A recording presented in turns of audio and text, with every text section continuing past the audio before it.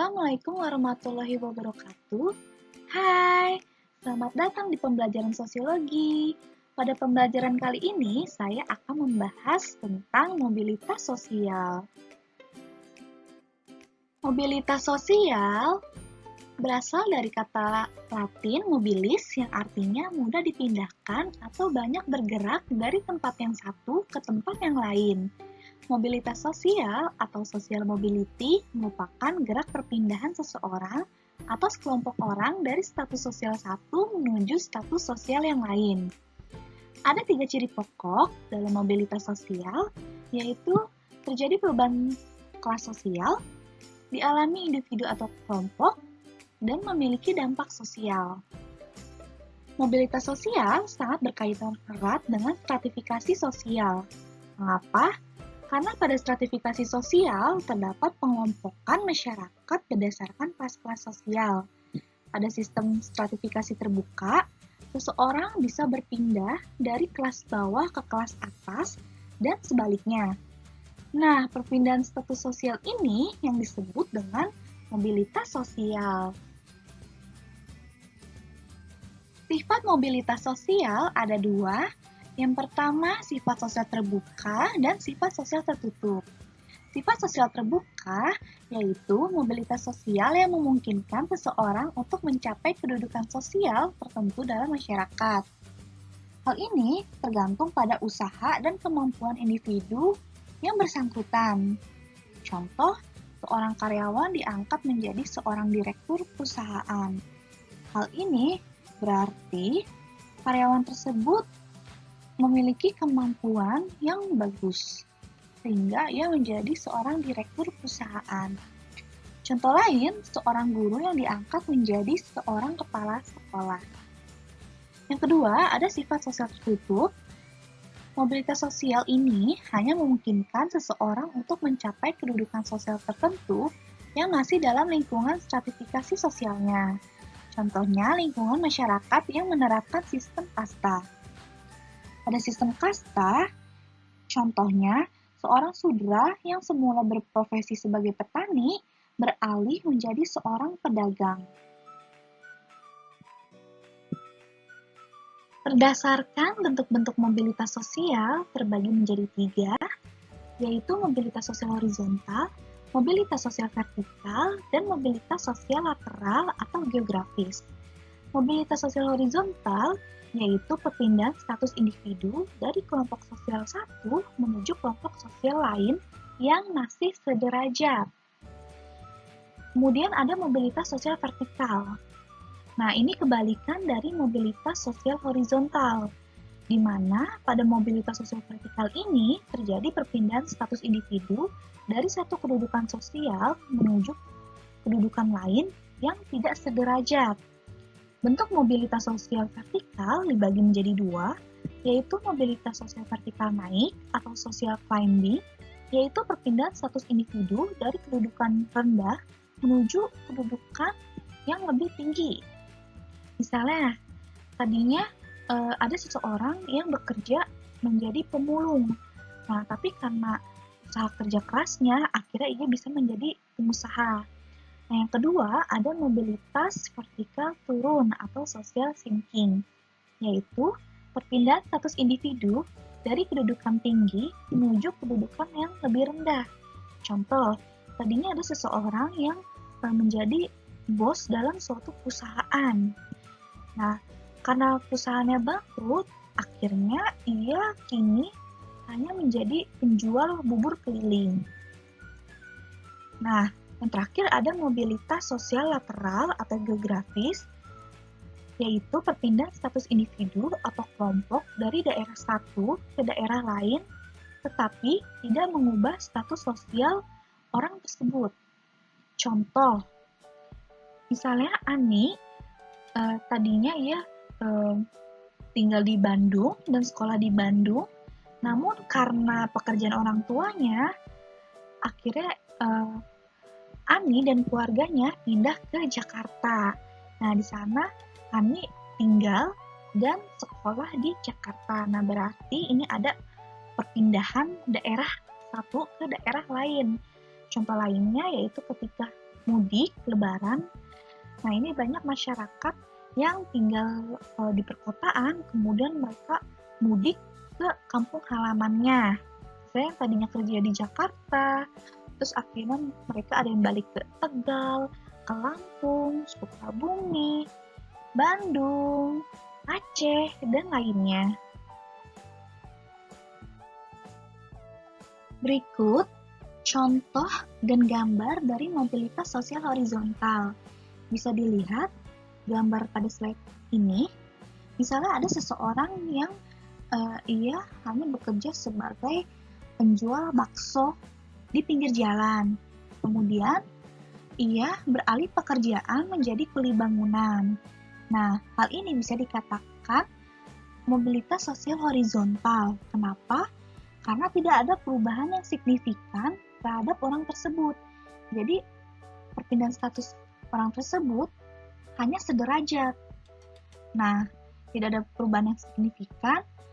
Nah, itu bisa dilihat dari segi keuangannya atau prestis dalam masyarakat. Makanya ini disebut sebagai mobilitas sosial horizontal.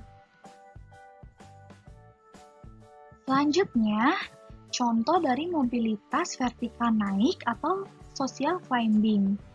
Contoh, misalnya Anton tadinya bekerja sebagai supir angkot. Kemudian, akhirnya dia bisa menjadi seorang pengusaha yang sukses, yang memiliki uang banyak.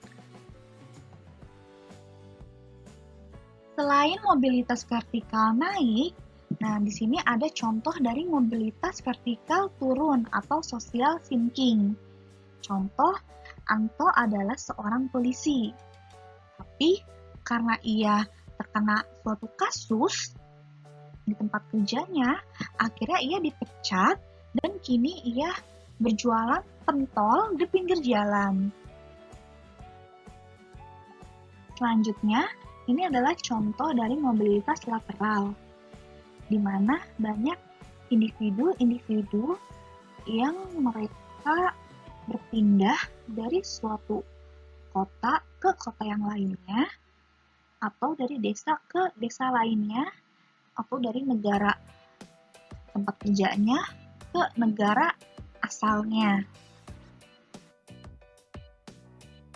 Berdasarkan ruang lingkup, mobilitas sosial terbagi menjadi dua, yaitu mobilitas intragenerasi dan mobilitas antargenerasi. Mobilitas intragenerasi adalah perpindahan status sosial dalam satu generasi yang sama. Contoh, Adi dan Putra merupakan adik kakak. Adi bekerja sebagai OB, office boy, di suatu sekolah, dan Putra merupakan seorang karyawan swasta. Nah, ini berarti Adi dan Putra masih dalam satu generasi yang sama, sebagai adik dan kakak. Nah, kemudian mobilitas antargenerasi adalah perpindahan status sosial di antara beberapa generasi. Contoh, Pak Joko dan istrinya bekerja sebagai petani. Mereka memiliki 2 anak yang bekerja menjadi guru dan pengusaha. Nah, ini berarti mereka termasuk ke dalam mobilitas antargenerasi naik. Kenapa naik? Karena yang tadinya orang tuanya hanya sebagai petani, nah kemudian anaknya bisa menjadi guru dan pengusaha. Contoh mobilitas antargenerasi naik bisa kita lihat di mana di sini ada anak tukang beca. Nah, ia bisa kuliah S3 ke Inggris. Nah, ini disebut antargenerasi karena ayahnya sebagai tukang beca dan anaknya bisa kuliah S3 ke Inggris. Ini disebut antargenerasi naik. Mobilitas antargenerasi tidak hanya naik, namun juga bisa mobilitas antargenerasi turun. Nah, ini contohnya, misalnya kakeknya seorang pengusaha, neneknya sebagai pedagang, kemudian memiliki anak, yaitu bekerja sebagai pedagang, kemudian menikah dengan perempuan yang bekerja sebagai perawat. Nah, dari pernikahan tersebut, lahirlah seorang anak Nah, anak ini bekerja sebagai satpam.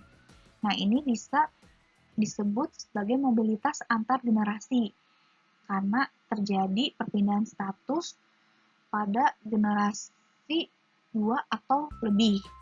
Nah, disebut turun karena bisa dilihat dari pekerjaannya. Ya, yang tadinya pengusaha, pedagang, ya, kemudian melahirkan seorang anak yang bekerja sebagai satpam.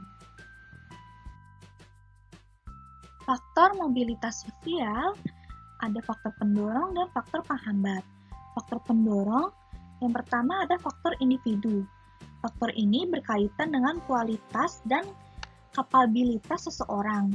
Semakin tinggi tingkat pendidikan, kecakapan, serta keterampilan yang dimiliki seseorang, maka semakin besar kemungkinannya ia menjangkau posisi tertentu.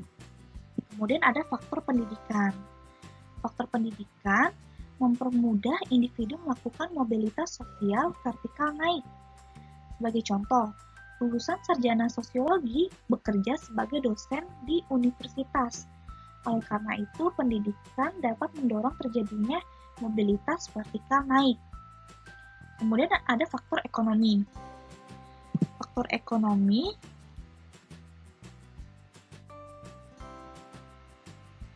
realitas hidup yang serba kekurangan dan terbatas dapat mendorong seseorang untuk giat bekerja. Misalnya, seseorang terdorong untuk merantau ke daerah lain untuk mendapatkan lapangan pekerjaan. Selanjutnya, faktor beban sosial. Beban sosial dalam masyarakat dapat menyebabkan seseorang melakukan mobilitas sosial. Sebagai contoh, program transmigrasi yang diterapkan pemerintah. Lanjut, faktor situasi politik. Kondisi politik negara yang tidak menentu memengaruhi situasi keamanan dan menyebabkan terjadinya mobilitas untuk berpindah ke daerah yang lebih aman. Sebagai contoh, masyarakat korban perang, genosida, dan perang saudara mengalami mobilitas sosial vertikal turun. Selanjutnya ada faktor struktural. Ketika status sosial yang dituju individu terdapat posisi yang bisa diisi, nah kondisi tersebut dapat mendorong terciptanya mobilitas sosial. Contohnya mobilitas sosial akibat terbukanya kesempatan kerja. Selanjutnya ada faktor penghambat. Yang pertama ada kemiskinan.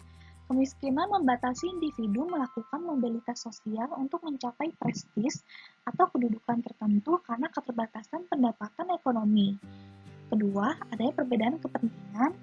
Perbedaan kepentingan antar individu dalam suatu struktur organisasi dapat memotivasi setiap individu untuk saling bersaing. Akibatnya, timbul sikap saling menghambat satu sama lain untuk mencapai suatu tujuan. Selanjutnya ada sistem pelapisan sosial. Sistem pelapisan sosial tertutup akan menghambat kemungkinan seseorang melakukan mobilitas sosial vertikal. Ini contohnya pada masyarakat yang menganut sistem kasta. Kebudayaan masyarakat, sikap tertutup suatu kelompok masyarakat terhadap kebudayaan lain dapat menghambat terjadinya mobilitas sosial. Adapun budaya luar dapat membawa kemajuan. Namun, apabila masyarakat memiliki sikap yang tertutup, maka dapat menghambat terjadinya mobilitas sosial. Dan terakhir, adanya diskriminasi.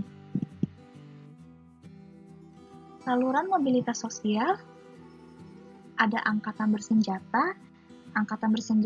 atau militer dapat menjadi saluran mobilitas sosial karena dengan begitu seseorang yang bekerja di dalam dunia militer, nah ia bisa naik dari pangkat yang satu ke pangkat lainnya. Kemudian ada lembaga keagamaan. Seseorang yang memiliki pengetahuan dan pemahaman agama lebih baik, nah pasti mereka akan dihormati oleh masyarakat. Pada umumnya ia akan diangkat sebagai pemuka agama dan menjadi panutan masyarakat. Kemudian ada organisasi politik. Organisasi politik dapat memberikan peluang besar bagi setiap anggotanya untuk mencapai kedudukan yang lebih tinggi. Kemudian ada lembaga keluarga. Lembaga keluarga dapat menjadi saluran mobilitas sosial. Cara yang digunakan yaitu melalui pernikahan atau mengasuh anak angkat. Misalnya, yang tadinya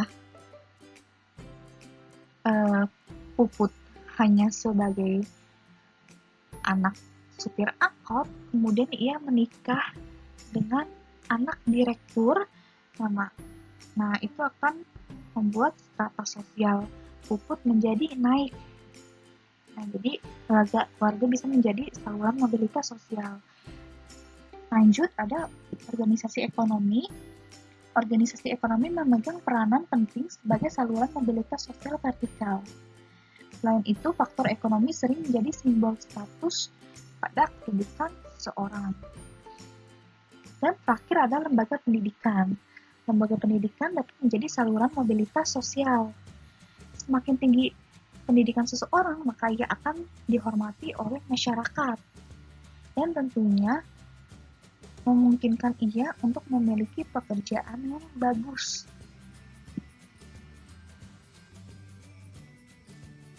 Dampak mobilitas sosial.